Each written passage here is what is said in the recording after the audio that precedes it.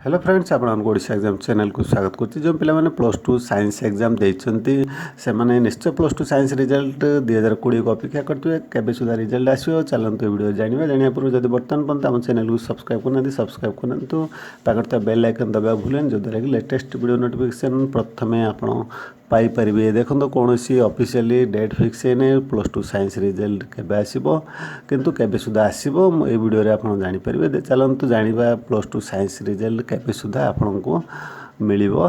देखो तो जहाँ कि लेटेस्ट इनफॉरमेशन अच्छी आपणकर +2 साइंस रिजल्ट अगस्ट 15 तारिख सुधा आपण को मिले बोली जहाँ सूचना मिली बा सेकेंड वीक ऑफ अगस्ट सुधा आपणकर +2 साइंस रिजल्ट आपण को मिल पारे।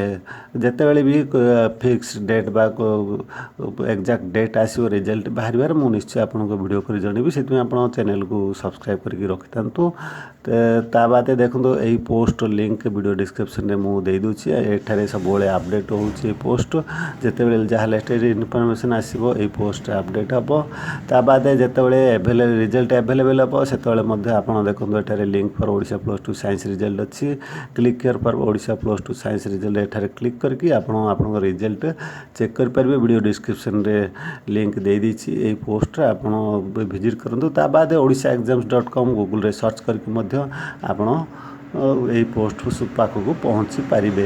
आशा कर वीडियो निश्चय भल लगी सांगसाथी मैं सेयार करने भूलें। आप जानीपारे +2 साइंस रिजल्ट अगस्ट 15 बा सेकेंड वीक सुधा आसीपे।